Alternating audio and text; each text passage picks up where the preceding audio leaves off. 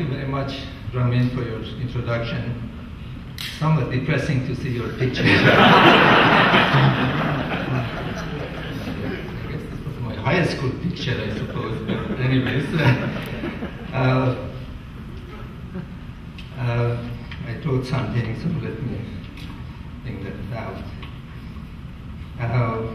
First, I would like to thank Jalil for organizing this gathering. And it's certainly very good to see so many good old friends and meet many new ones today.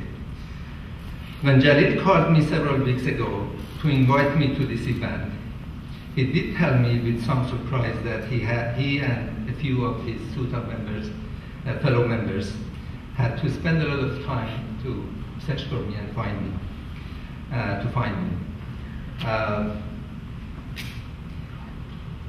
I was quite surprised too.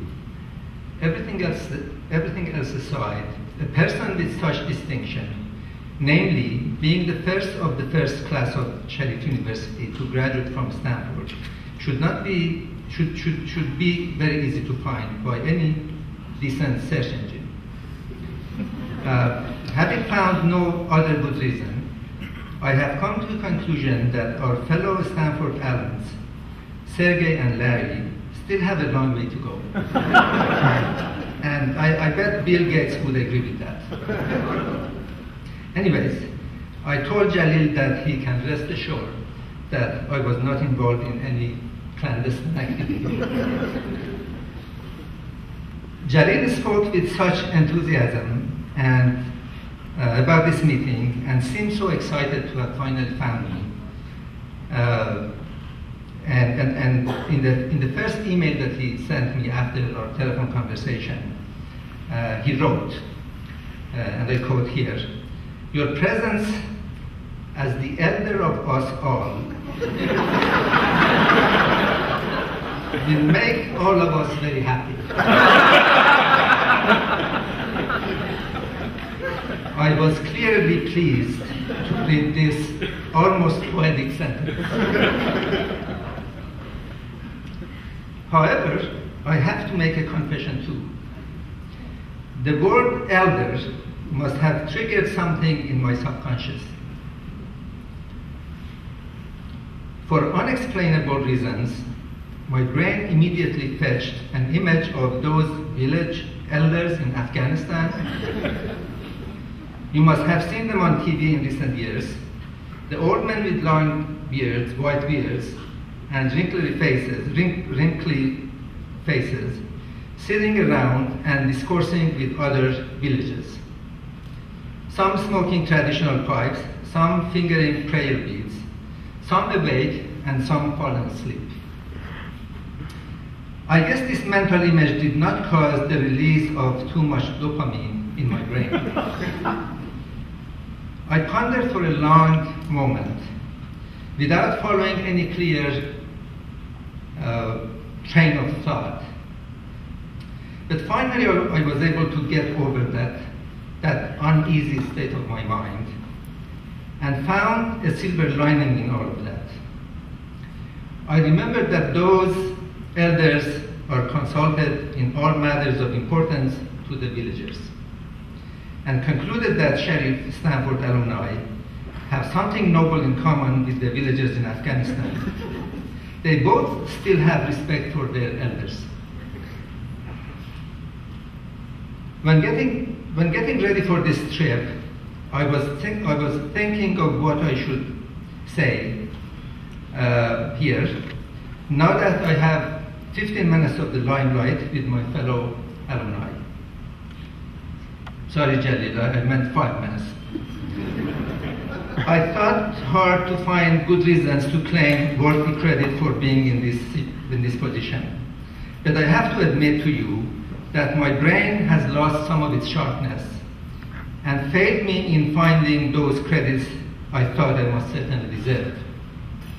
Instead, it brought back some images of the past again. I remember the story from those early days at Sharif University. I was a sophomore in the electrical engineering department when we finally had our first official chairman, the late Professor Abbas Shamran. Some of my co-elders here may remember him. He was perhaps in his early 50s at the time, making him quite older than our typical professor those days. He was very serious about his job and also acted as a sort of father figure to students. One day he calls a student into his office and tells him in a serious voice, "Look, Mr. So-and-so, you need to work harder." The student, who was somewhat distressed by all of this, asked, "Why, Dr. Chamberlain? I have been working very hard."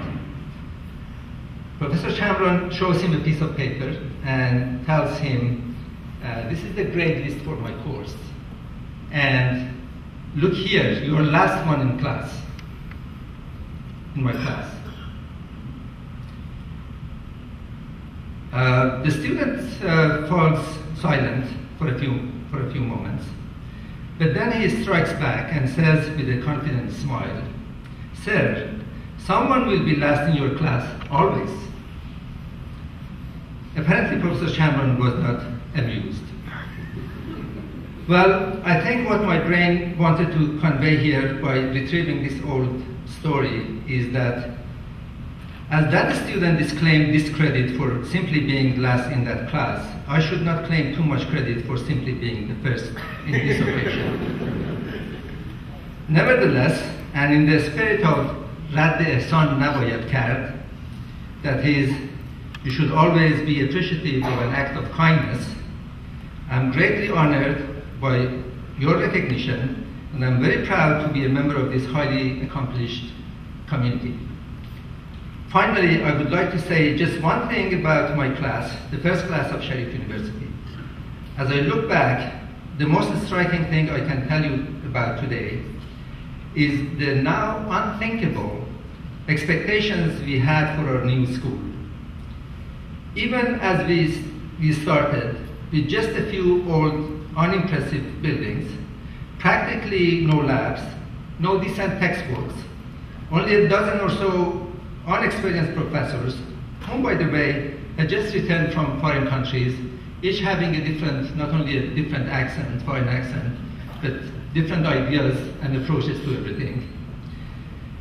We still believe that we were the best engineering school in the country. Yes, you heard me right. Not that someday we are going to be the best engineering school in the country, but that we were already the best one. The main sources of our optimism were our young and inspiring professors, and of course our first visionary and tireless Vice Chancellor, the late Dr. Mushtahidi. I'd like to submit to you that the extraordinary accomplishments of our school and where we stand today has a great deal to do with the frame of mind, that optimism, with that frame of mind, that optimism and idealism, which has been shared by future classes of our school as well. Inspired by the term audacity of hope, coined by the now President-elect Obama, I would like to suggest the term audacity of idealism for the power of optimism and idealism of young people in a progressive academic environment. As the elder of this community, I have the highest admiration for our younger generations who, despite the extreme difficulties in Iran, have been able to have such remarkable accomplishments. Thank you very much.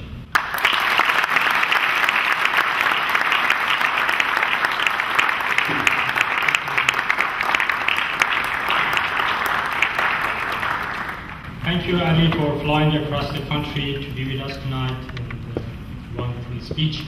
I just think we probably need the music to be played if our speakers go a little bit over time.